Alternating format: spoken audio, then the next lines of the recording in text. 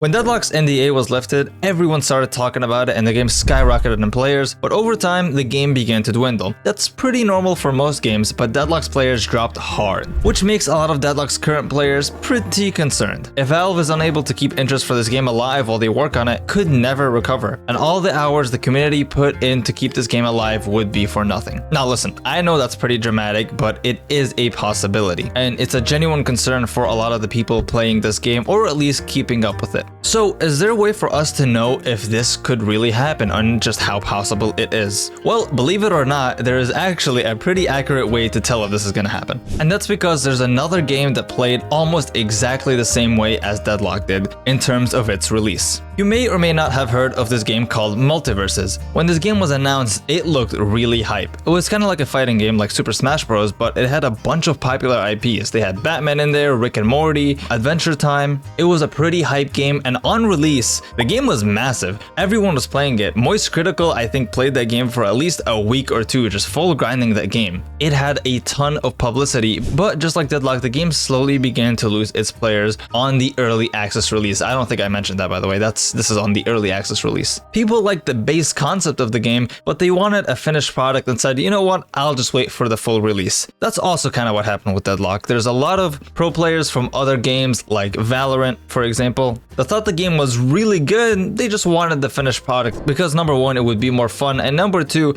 it's harder to create content around a game that's unfinished. So fast forward a bit, Multiversus shut down its early access to work on the game for a full release, and when the game full released, surprisingly, it actually did almost as well as the early access release. The peak players was almost as high. However, this is where things went bad for that game. Slowly after its full release, the game just dumped players. People just weren't satisfied with the final product, and a lot of people just didn't find it fun. So as a result, not too long ago, the developers of the game announced an official shutdown. Overall, this entire situation is pretty similar to Deadlock. You have a game that goes early access, gets a ton of attention, slowly loses players, but its full release will decide everything. So I'm pretty confident that when Deadlock full releases, it will get a ton of players. The real problem is, will it keep those players? So enough pessimism for this video, let me give you guys some positive things on why Deadlock can differ from Multiversus on release and maintain more players. First, Deadlock is backed by Valve. Not only is Valve experienced with making games, but they also own Steam. Sure, some people criticize Valve on CS2 and Dota 2, saying that those games are just not good or whatever, but regardless of whether or not those games are good, not only are they popular, but the fact that Valve owns Steam means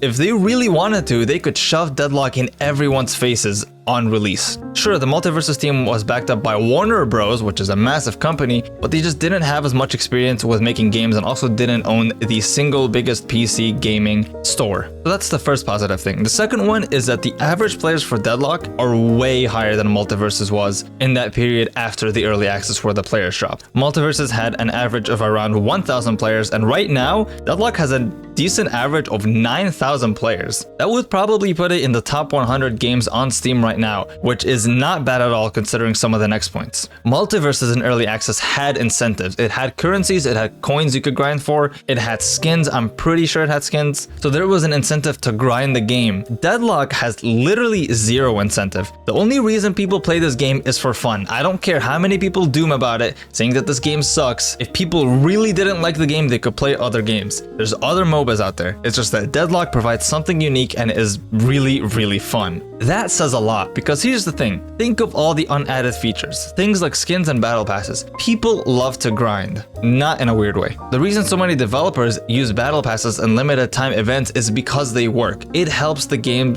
gain a lot of players. And if you moderately enjoyed a game and were on the fence of whether or not you should play it, you might decide to play it because of a limited time event that's going on. These are all things we can probably expect on Deadlock's release, but it doesn't have right now and is still keeping a decent player base. Deadlock also doesn't have its matchmaking fleshed out, which obviously would help people not go against, top players on their first few games. It doesn't have ranked. It used to, but they removed it. And a big thing Deadlock wanted to work on this year was adding more heroes. So the roster right now is pretty small, but they are working on it. and the more heroes, pretty much the better, assuming that they're all well designed or decently designed. The item system would probably also be better. I don't know how they plan on changing that, but there's a lot of rumors and talk about them kind of revamping that system. The game would have better models, better visuals, different types of jungle camps, a better minimap, more lore, which people love for this game. The lore is freaking sick. And also the game would have a Steam marketplace, which is at this point a trademark feature of Valve games. A little side story here, when I was a kid and I had no money and couldn't get a job, I would hop on CSGO and just play as much as I could, hoping to get a really expensive skin. It never worked out, but it was an incentive, so. Overall, Deadlock is missing so many features and is already on track to being at least a decent game. Like, if Deadlock could double its average players right now, just double, which would be like a 10,000 increase on release, it would be a top 50 game on Steam charts, which means it's by no means dead. It's not even dead right now, despite what people say. Realistically, I think this game will have about 60,000, maybe 70,000 average players on release. I'm obviously hoping for more because I love this game, but that's kind of the realistic standard I have for it now, which is really, really good. It's just not as big as something like Dota 2 or CS2. As for when we can expect a release for this game, probably not this year because GTA 6 is coming out this year and it would be pretty dumb for Valve to try and compete with that. As I was editing this video, GTA 6's release date got delayed, so